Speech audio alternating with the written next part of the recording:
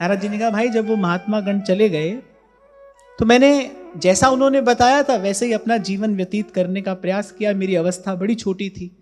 और नारद जी ने कहा मैं अपनी माता का इकलौता पुत्र था और मेरी माता बोले एक तो स्त्री और दूसरे कुछ बहुत अधिक विवेक विचार भी उसके पास में नहीं था और तीसरे वो एक दासी थी, माने कुछ धन संपत्ति भी उसके पास बहुत अधिक नहीं थी।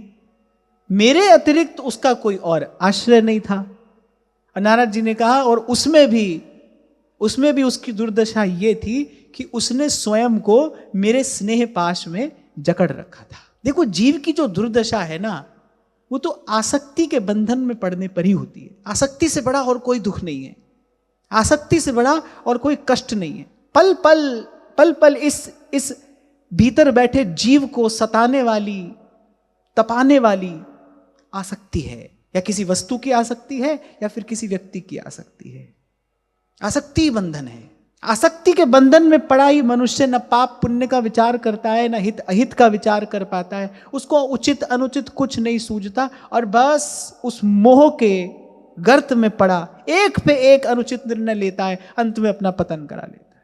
संतों ने, ऋषियों ने, बुद्ध जनों ने धृतराष्ट्र को कहा था कि ये जो तुम्हारा ज्येष्ठ पुत्र है ना ये कुल घाती होगा, यानी इसको मार देना चाहिए, तुम्हारे कुल की रक्षा होगी, तुम्हारा पूरा कुल बच जाएगा इस एक पुत्र को मार देने से। और मोह में अंधा धृतराष्ट्र, उसने ये कार्य नहीं करने दिया। ये भी भूल गया कौन है ये सब जो मुझे बात कह रहे हैं, सब मेरे हितैषी हैं। जो हितैषी जन थे उन्होंने कहा कि कुल घाती है, ये कुलांगार पैदा हुआ है, ये कुल की श्री ऐश्वर्य नष्ट करके स्वयं समाप्त हो जाएगा। धृतराष्ट्र को कहा कि तुम्हारा यश कीर्ति सब नष्ट हो जाएगा। आज आपने कभी जीवन में देखा किसी ने अपने पुत्र का नाम धृतराष्ट्र रखा हो? कोई नहीं रखेगा। बोले तुम्हारा यश कीर्ति सब नष्ट हो जाएगा। और मोह में अंधा, उसको उस समय उचित अनुचित का कोई विचार नहीं है। जब जीव आसक्त होता है किसी में, जब किसी के मोह में फंसा होता है, जब ममता का विषय कोई व्यक्ति हो जाता है हमारी, फिर उचित अनुचित का कोई विचार नहीं रहता, फिर सही गलत समझ में ही नहीं आता, फिर पाप पर पाप करता है व्यक्ति। कई बार आपको कहता हूं भाई कभी विचार किया है जिसके लिए पाप कमा रहे हो वो भी यही रह जाएगा, उससे मिलने वाला सुख भी घड़ी दो घड़ी का सुख बाद में बहुत दुख देकर जाएगा।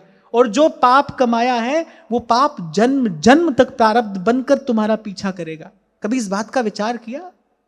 दो घड़ी के सुख के लिए, और वो भी सुख है नहीं, फिर फांसी ऐसी पर है तीसम दुख ना हुई। और ये है क्या? ये माया श्री कृष्ण की मोयो सब संसार। इसीलिए एक स्थान पर गोस्वामी जी कहते हैं, कह रहे अब लो नसानी अब ना नसई हो। बोले अब तक गंवाया है अब नहीं गंवाएंगे।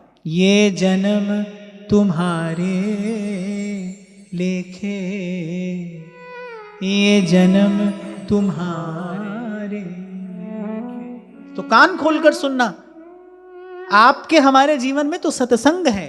आपके और मेरे जीवन में भी अगर सुधार नहीं होता तो हम तो भाई फिर पशु से भी गए बीते हैं। ताको रहिए रोए।